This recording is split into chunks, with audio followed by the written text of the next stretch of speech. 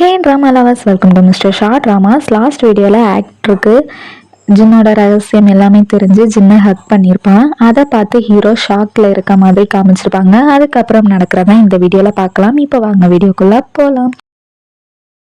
Starting சீன்லேயே actor மயங்கி இருக்க யங்ஜினை காரில் சேஃபாக வைக்கிறான்.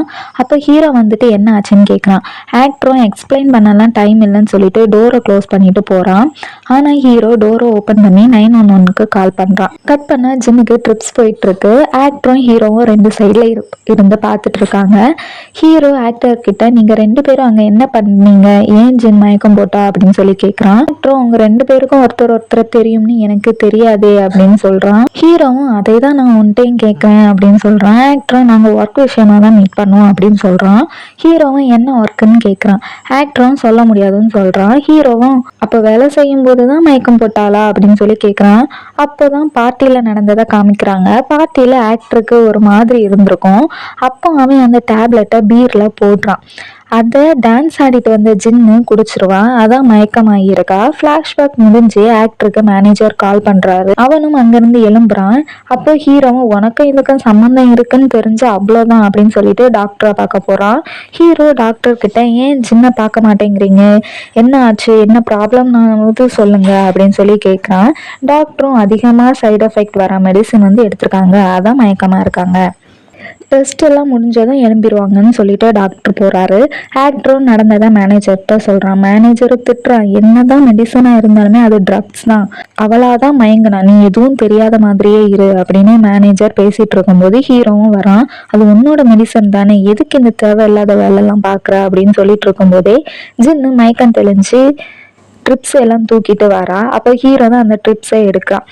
இப்படி ஜின் வாரதை ஆக்டர் ஒரு மாதிரி பார்த்துட்டு ஃபீல் பண்ணி பார்க்குறான். அப்புறம் டிஸ்சார்ஜ் ஆகி ஜின்னு ஆக்டர் கூட நடந்து வந்துட்டு இருக்க. ஆக்டர் சாரி சொல்கிறான். ஜின்னும் உன்கிட்ட பேசணும்னு சொல்லிட்டு இருக்கவும் ஹீரோ உனக்கு இன்னும் சரியே ஆகலை, ஏன் டிஸ்சார்ஜ் ஆகுற அப்படின்னு சொல்லி கேட்குறான். ஆக்டரும் அதை பார்த்துட்டு அங்கேருந்து போகிறான். ஜின்னும் நானும் இப்போ போகணும்னு சொல்லிட்டு ஹீரோக்கு தேங்க்ஸ் சொல்லிட்டு போகிறா. ஹீரோவும் பாவமாக ஜின்னையே பார்க்குறான். ஜின்னும் ஆக்டர்கிட்ட போய் கேட்குறா. எதை மீன் பண்ணி சூரியன் மறையதுக்குள்ள வீட்டுக்கு போ அப்படின்னு சொன்ன, உனக்கு எல்லாமே தெரியுமா, எப்படி தெரியும் அப்படின்னு சொல்லி கேட்குறா. ஆக்டரும் நான் ஒன்று நோட் பண்ணேன் அப்படின்னு சொல்லிட்டு ஃப்ளாஷ்பேக்கை காமிக்கிறாங்க. அப்போ தான் நமக்கே தெரியுது ஜின்னு ஒரு கார் ஃபாலோ பண்ணியிருக்கோம்ல, அது ஆக்டரோட கார் தான். ஜின் யங் ஜின்ல இருந்து ஓல்டு ஜின்னா மாறுறத லைவாகவே பார்த்துருப்பான். ஆக்டரும் அதை பார்த்துட்டு ஷாக் ஆகியிருப்பான். இப்போ ஆக்டர் ஜின்னுக்கு கீ செயின் தொலைஞ்சு போயிருக்கோம்ல, அதை ஆக்டர் தான் எடுத்து வச்சிருப்பான். அதையும் இப்போ கொடுக்குறான். ஆக்டரும் நான் உன் சீக்ரெட்டை யார்கிட்டையும் சொல்ல போகிறது கிடையாது, நீயும் யார்கிட்டையும் என் சீக்ரெட்டை சொல்லாத அப்படின்னு சொல்கிறான். அப்புறம் ஜின்னை கூப்பிட ஜின்னோட ஃப்ரெண்டு வரா. ஜின்னும் போறா. ஜின்னு ஃப்ரெண்டு யார் அதுன்னு கேட்குறா. ஏன்னா ஜின் ஃப்ரெண்டு ஆக்டரோட மிகப்பெரிய ஃபேன் தான். ஸோ ஜின்னும் அங்கே பார்க்காத மாதிரி தலையை பிடிச்சி வச்சுட்டே போகிறா. கட் பண்ண ஜின்னு அந்த கீச்செயினை வச்சுட்டு ஆக்டர் சொன்னதை தான் யோசிச்சு பார்க்குறா. பார்த்துட்டு அப்படி எழும்பும்போது உடம்பு நல்லாவே வலிக்குது, நடக்க முடியாமல் தான் நடக்கிறா. ஜின் ஃப்ரெண்டும் என்ன ஆச்சு அப்படின்னு சொல்லி கேட்குறா.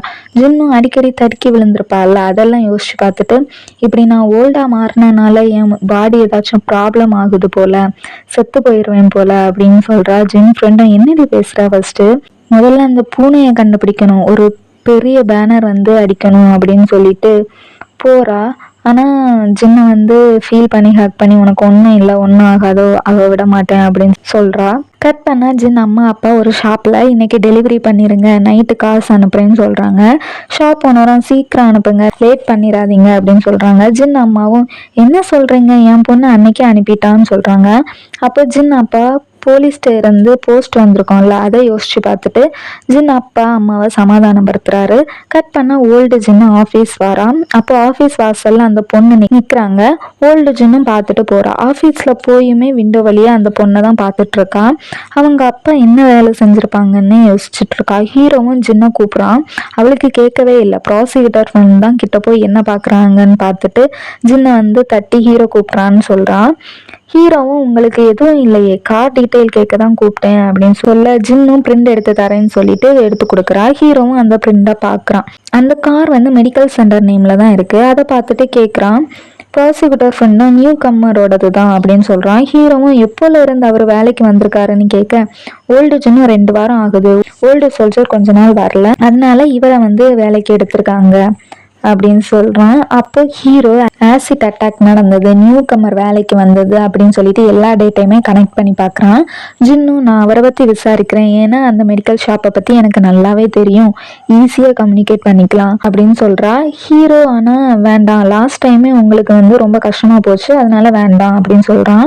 ஜின்னும் சோகமாகிட்டு அதை யோசிச்சுட்டே ஸ்டெப்ஸில் நடந்து போகிறா. அப்போ ஆப்போசிட்டில் வந்து ஐஸ்டு காஃபியோட வாங்கிட்டு வரான். ஜின்னை பார்த்து கை காட்டுறான். ஓல்டு ஜின் ஆக்டரை பார்த்து தப்பிச்சா போதண்டா சாமி அப்படின்னு சொல்லிட்டு ஓடுறா. ஆக்டரும் விடாம பின்னாடியே துரத்திட்டே போறான். அப்படியே ஒரு இடத்துல பிளாக் பண்ணி அப்படியே ஓல்டு ஜின் கிட்ட க்ளோஸா போறான். போய் எனக்கு ஒரு ஹெல்ப் பண்ணு, சீஃப் பார்ட்டியில் கொடுத்தார்ல அந்த ஆஃபர் வந்து எனக்கு சேல் பண்ணிடு அப்படின்னு சொல்லி கேட்குறான். ஆனால் ஜின்னு முடியாதுன்னு சொல்லிட்டா. ஆனால் ஆக்டர் அதுக்கு 3 மில்லியன் வந்து தரேன்னு சொன்னதும் ஓல்டு ஜின்னு மணி ஸ்கேமில் வந்து ஏமாந்துருப்பால, அதுக்கு இதை ஈடு பண்ணிடலாம் அப்படின்னு சொல்லிட்டு அதை வந்து சேல் பண்ணிட்டா. அப்படியே 2 பேரும் ஜாலியாக பேசுகிறாங்க. கட் பண்ண ஆக்டர் அந்த ஆஃபரை வந்து சீஃப் கிட்ட கொடுத்து கேட்குறான். ஆனால் சீஃபும் நான் அப்படி எதுவும் ஆஃபர் கொடுக்கலன்னு சொல்லிட்டு மழுப்ப பார்க்குறாரு. அப்போ ஆக்டர் இன்னொரு லேடி கிட்ட கேட்குறாங்க ஆஃபர் கொடுத்தாரா இல்லையான்னு. அந்த லேடியும் சீஃப் ஆஃபர் கொடுத்ததா தான் சொல்கிறாங்க. ஆக்டரும் உங்கள் அசிஸ்டண்ட்டாக எனக்கு வேலை வேணும் அப்படின்னு சொல்லி கேட்குறான். சீஃபும் ஷாக் ஆனாலும் வேறு வழி இல்லையே, செஞ்சு தான் ஆகணும்னு சொல்லிட்டு ஓகே சொல்லிட்டாரு.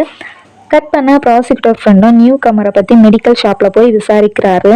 நியூ கம்மர் மெடிக்கல் ஷாப் மட்டும் வச்சுக்கல, அவர் ஒரு பெரிய டாக்டரும் கூட. நிறைய கேம்ப் எல்லாம் நடத்தியிருக்கிறாரு. அப்புறம் அவரை பற்றி நல்லதாக தான் சொல்கிறாரு. அப்புறம் ஊரில் உள்ளவங்க கிட்டேயும் கேட்குறாங்க, அவங்களும் நல்லதாக தான் சொல்கிறாங்க.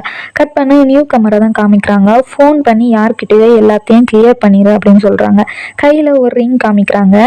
அக்யூஸ்டை கொல்ல ஒருத்தையும் சொல்லியிருப்பான்ல, அவன் கையில் இருந்த ரிங் தான் இது. அது வேற யாருமே கிடையாது, நியூ கமர் தான். அக்யூஸ்டை கொலை பண்ணதுக்கு பின்னாடி இருக்கிறது நியூ கம்மர் தான் தெரிஞ்சுட்டேன் நமக்கு. கட் பண்ண ஜின்னு ஆஃபீஸுக்கு வரா. அப்போ ஆஃபீஸ் வெளியே நிற்கிற அந்த பொண்ணு மயங்கி விழுகிற மாதிரி இருக்கா. உடனே ஜின் தான் கூட்டிகிட்டு போய் கேட்குறா. அந்த பொண்ணு 20 வருஷமா சரியில்லாத காலோட என்ன கவனிச்சுட்டு இருக்காரு எங்கள் அப்பா. என்ன அவர் எப்பவும் தனியாக நைட்டு சாப்பிட விட்டதே கிடையாது, அவர் தான் எனக்கு டின்னர் ப்ரிப்பேர் பண்ணுவாருன்னு ஓல்டு சோல்ஜர் பொண்ணுக்கு மெசேஜ் பண்ணியிருப்பார்ல, அதை தான் காமிக்கிறாங்க. என்னோட கெஸ் கரெக்ட் தான், ஓல்டு சோல்ஜர் பொண்ணு தான் இது. அன்னைக்கு அவர் வீட்டுக்கு போகவே இல்லை. ஓல்டு சோல்ஜர் பொண்ணும் ரொம்ப நேரம் வெயிட் பண்ணியிருப்பா, ஃபுட்டெல்லாம் ரெடி பண்ணிவிட்டு. அவர் வந்திருக்கவே மாட்டார். ஃபோன் பண்ணாலும் சுவிட்ச் ஆஃப்னு வந்திருக்கும். அவருக்கு கால் சரியில்லாதனால அவரை எந்த வேலையிலையும் ஏற்றுக்க மாட்டாங்க. ஆனால் இந்த வேலை கிடச்சதை நினச்சி அப்போ ரொம்ப சந்தோஷப்பட்டாங்க அப்படின்னு சொல்லிட்டு அப்போ நினச்சி ஃபீல் பண்ணி ரொம்பவே அழுறா.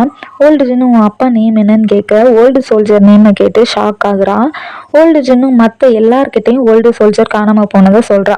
அதை கேட்டு நியூ கம்மர் ஷாக்காக பார்க்குறான்.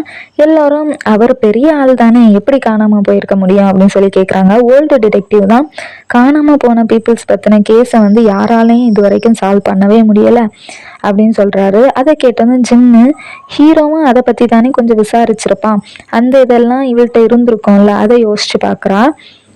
அப்புறம் எல்லாரும் அதை பற்றி பேசும்போது கொஞ்சம் ப்ராப்ளமாக ஆகுது, முட்டிக்குது எல்லாருக்கும். கட் பண்ண ஜின்னு வீட்டுக்கு சைக்கிளில் உருட்டிட்டு போகிறான். அப்போ நியூ கமர் ஓல்டு சோல்ஜருக்கு ஏதாச்சும் ஆகி இருக்குமா அப்படின்னு சொல்லி கேட்டிருப்பான்ல, அதை தான் யோசிச்சு பார்த்துட்டு சேஃப்டி எக்யூப்மெண்ட்ஸ் இருக்கான்னு செக் பண்ணுறான். அப்புறம் ஓல்டு டிடெக்டிவ் கிட்ட ஜின்னு கேஸ் பற்றி கேட்குறா. அவரும் இது எல்லாத்துக்கும் ஒரே பேட்டர்ன் தான் ஃபாலோ பண்ணுறாங்க, லோன் இருக்கிறவங்க, தனியாக இருக்கிறவங்க, செட்டில் ஆனவங்க, பேங்க்கில் நிறைய காசு வச்சுருக்கவங்க அப்படின்னு எல்லா டீட்டெயிலும் சொல்கிறாரு. அதெல்லாம் யோசிச்சு பார்த்துட்டு ஜின்னு வீட்டுக்கு போயிட்டுருக்கா.